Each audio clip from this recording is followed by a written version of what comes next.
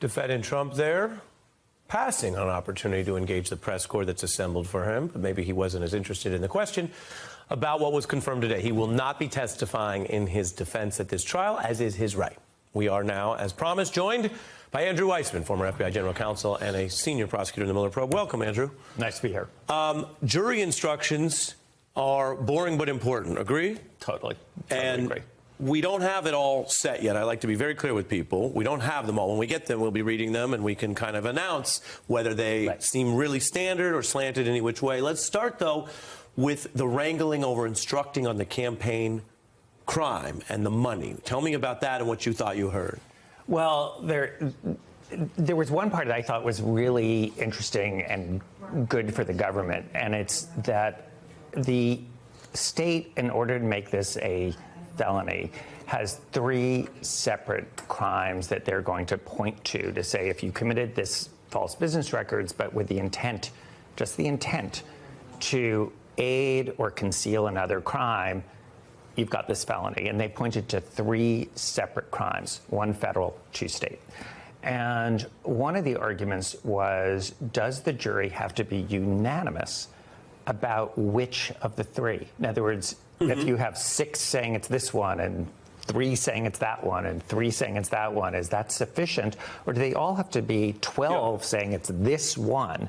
And the judge says, as long as it's unanimous that that they all agree that at least 1, but they don't have to agree on the same one, that it's sufficient. Which is bad for Trump. Bad for Trump. Can I make a crack comparison? Yes. So if you're doing a crack prosecution, but there's a possibility that the powder was illegal fentanyl, street fentanyl, instead of crack. As long as you can get the jury on board that this was illegal substance, contraband, right, you're good. And that's sort of the analogy here. If you're going at a drug charge, right, you don't get to say, oh, no, you guys are split. Different crime. Yes, I clearly have 12 people who think I committed the crime, but they're split on it if they are bundled together like this. Yeah, I mean, that's an analogy. It's basically I guess you said we're going to be in the weeds. Let's go. Gardner. Yeah. The legal term is that it's methods and means. In other words, the methods and means by which you carry out a crime is not something that the jury has to be unanimous about. They have to be unanimous about what's called the elements of a crime. Every crime has certain elements. That there has to be unanimity. But this is a good ruling because there's a sort of a smorgasbord of choices, and you do not have to have unanimity. That, I think, was really useful. And that reminds, I think, people who've been following the trial that there was so much emphasis on what Trump's intent was in covering it up, right? Exactly. And so, again, if you want to be as fair as possible, and there's a defense that he had these other legal reasons to cover it up, in court of public opinion, people may judge it, voters may judge it, the Christian right group of political Republicans used to judge that, but that's separate. Here, the only thing is, to your point, can they demonstrate, and the jury instructions demand, that he's doing this to cover up some other crime, and if you're saying disagree on which crime, that's okay. Yeah, and the other, to your point, this came up, and then the judge dealt with this issue in the jury charge. What if the state proved that 50% of what Donald Trump was thinking was campaign violation, and 50% was Melania, personal. Right. Real existential type division. Okay. Or if it was 90-10, or you make up your own hypotheticals in math. What is the law required? Does it have to be 100% campaign or tax? Or what if there's some portion that he was thinking about just protecting his family? And the law in New York, and the judge basically said this, is that it does not require the state to prove that it's 100% campaign. Right, which would be odd. Exactly. And so the judge said, no, there has to be, you can have dual motives. The state doesn't have to prove that the only reason that you were doing this. Now, obviously... Well, let me jump in. I mean, someone could have a big public-facing job. They're the CEO of a big company, and there's evidence that they beat up on their wives, let's say. Their motivation might be to avoid embarrassment and also avoid the fact that they allegedly committed a crime of battery, right? The fact that they're also worried about losing their job, which is not legal, or being embarrassed or being kicked out of their country club, that doesn't extinguish and vitiate Right. the illegal intent, no? Exactly. And so we'll know exactly what language the judge is going to use on Thursday. One of the things that Judge Merchan, who's just been spectacular, is doing is he's going to make sure on Thursday that the public and also all of the parties see exactly what he's going to charge the jury. Right. Why is that important? Because as you and I know, when you're then preparing your summation, you want to know, well, what's the judge going to say the law is so that you can address that in terms of telling the jury, this is why we have established the facts, or on the defense side, this is why they haven't established it. But you need to know what you're sort of shooting against. And so the judge is going to give that to them with plenty of time to be able to prepare. Yeah, and that'll be what? I'm going to keep you over the next break, but briefly, that's just a couple pages what we ultimately get. Oh, it should be long. How long do you think it'll be? It could be like 30 pages of jury instructions. Yeah. Wow. It's long. That's longer than I was thinking. Yeah, they're long. Because of the theory of this case, or in general? In general, jury instructions are long, and and then the judge sometimes will actually give the actual charge. They'll print it out and give it to the jury. And do the checklist. Yeah. Less than 2 weeks before the presidential election, Michael Cohen wired $130,000 to Stormy Daniels' lawyer. That payment was to hide damaging information from the voting public. The scheme violated New York election law. That's the case, as described by D.A. Bragg. We are back with Andrew Weissmann. We turned finally to 2 days of defense, and they had a rough 2 days. Here's one moment people have seen from what I call the hot mess of this Giuliani ally, Costello. The judge says, listen to the question, answer the question. We're dealing with a lawyer and former prosecutor. It's worse when you break the rules and you know them so well. He says, well, can I say something, please? And that is kind of how he talked, so I'm being fair. That's a decent reenactment, Andrew. And the judge says, no, this is not a conversation. He knew better. He still acted this way. Was it a hot mess? Did he hurt the defense effort? And that, by the way, that quote is maybe the least of it. He said he said twice to him, the judge to the witness, outside the presence of the jury, your conduct is contemptuous. Yeah. He was a huge mistake. It is better to not put on a witness if you're the defense than to put on a bad witness. The jurors are going to be like, you had a defense and this was your defense. Here's what I think the state is going to argue in summation. They're going to be saying, you saw an obstruction scheme. You saw it in black and white that was orchestrated by that man, and they will point to Donald Trump, and it was carried out by Bob Costello and Rudy Giuliani. And what was the goal? To have Michael Cohen never take the stand. You do not do that if you are innocent. You do not do that if you are not worried about Michael Cohen. And so they will use it to show consciousness of guilt. They will use it to show that Donald Trump is a ringleader and the head of this group. And they will use it to sort of rehabilitate Michael Cohen to say they knew exactly that he had the goods. I got 30 seconds left with you. Is that case stronger with the defense having put him on? The state's the case? The DA's ability to bloody it. Yeah. Absolutely. Yeah. This was a huge mistake. I know some of the defense lawyers cannot imagine that this was their choice, that they are too good to be thinking. So bad it looks like malpractice, but maybe Trump forced them into it as a client, you're saying? Well, the client can, it's not forced, the client can make the demanded client, it. Exactly. The same way that, I listened to Donald Trump say, I wish I could have testified. Just to be clear, it's his choice.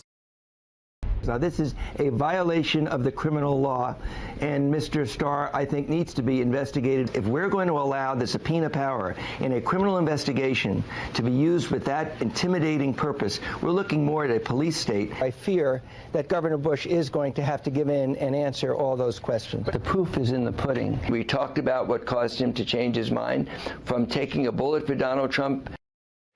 Lanny Davis has the experience. Michael Cohen's former lawyer and advisor, also, as you saw there, served as special counsel to then President Clinton. Welcome back, sir. Harry Melber, you're terrible to show me looking so young and good looking compared to today. Hey, we're all getting older, and it's good to just be alive. I think we could all agree on that at a time of many debates. But when we look at your experience there, you've been around both law and politics for a minute, as they say. I want to show you what Michael Cohen, who we know you've been close to, what his testimony got in terms of its reception.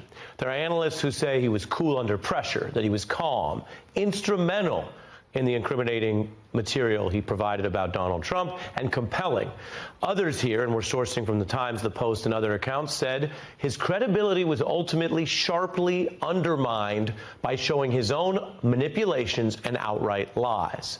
Lanny, I show that to remind citizens and viewers of the breadth of reaction. At times he was damning, cool, and calm, I think it's fair to say. I witnessed him in the courtroom myself. But you see those other accounts saying that he was also shown to be a liar. Your response tonight? Well, first of all, I'm going to surprise you by saying I agree with both, but they're not important. Yes, he was a liar, as he said nationally, publicly, in front of Congress, under oath. Dirty deeds, lied for Donald Trump. I am ashamed. He owned them. And so the part of Michael Cohen that was the subject of cross-examination demonstrated that part of him. But he also said, I now need to tell the truth. And the direct words had something to do with helping him write these words was for my country and for my family. But let me tell you why I think this is way too emphasized, both myself and everybody else, about Michael. I submit, and I will prove to you if you give me 60 seconds. I've gotten it down to 60 seconds. Okay. You don't Michael Cohen's testimony for a jury to convict Donald Trump beyond a reasonable doubt. Now, it's up to the jury to decide that, but I'm telling you that there are two issues for the jury to decide. Issue one, what was the primary motivation of the hush money payment? If that motivation had anything to do with the campaign and politics, check that box, is guilt. And of course, you heard Hope Hicks, David Pecker, and the attorney for Stormy Daniels say this was about the campaign, not about Melania. So check that box, no Michael Cohen testimony needed. The second one is a little bit more difficult to understand. His testimony when he called Keith Schiller and Schiller hands the phone to Donald Trump, everybody knew that the way Michael and anyone communicated with Mr. Trump was to call Keith Schiller. The fact that he didn't mention that he was also being harassed, and he mentioned that to Schiller, and the Perry Mason moment with the breathless media reaction was, you lied. Well, an attorney screaming you lied isn't evidence. So what's the second question for the jury?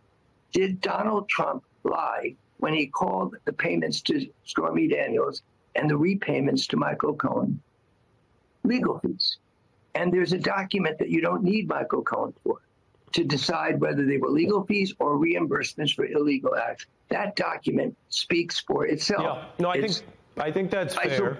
I think that's fair, and I'm gonna jump in. I've told viewers part of this case is on paper, and it shows Donald Trump lying, and it shows the business committing that type of fraud, of lying to the government and business. I mean, that happened according to the paper, which is separate, Lanny, from of course, whether the jury finds the full conspiracy. I want to get you on the jury instructions, and then I'll give you more time, Lanny, but this is new today. The case goes to the jury. You've been around the process. You know the instructions could matter a lot. Both sides argued well into the afternoon today about what the jury should be told, how to address New York election law. This is, of course, that key law. And as we mentioned in the broadcast, Trump's lawyers appeared to lose their effort to change the intent standard. Based on your understanding of the process and how that went today, it's not 100% complete. We don't have, for example, the instructions. Do you think that's on the right track, or do you have any concerns about that? For example, had they drastically changed the intent standard for defendant Trump, I think that could have been a big question. No, of course not. That's what we call in law school Hornbook law. The New York judge said this is the law that we've used for these instructions in New York State for years. And it was, of course, the defense team that wants to rewrite the law because the law doesn't help them. So I think that the instructions follow the Hornbook law, which is black letter law. Understood. And the other point you wanted to hit? Yes, please. There's a speaking document where you don't need Michael Cohen at all. And it speaks so loud that a reasonable jury is going to say, yes, Donald Trump lied when he called them legal fees. And that can be proven by a document by Alan Weisselberg, the chief financial officer, so close to Donald Trump that he went to jail rather than testifying.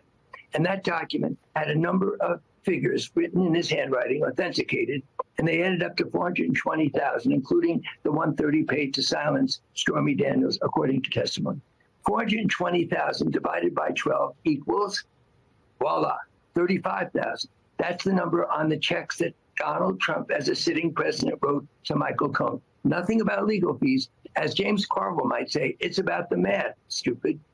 420 divided by 12 is 35. That's the money reimbursed to Michael Cohen, trued up so he didn't have to pay income taxes. And that math is not about legal fees. Donald Trump lied, as he has lied, saying there are legal fees when he knew perfectly well he was reimbursing Michael Cohen, as Giuliani said on television, as Trump himself called them reimbursements. If the jury decides that they were reimbursements and not legal fees, they can find a verdict on both crimes, the false recording as well as the illegal campaign contribution. No Michael Cohen needed.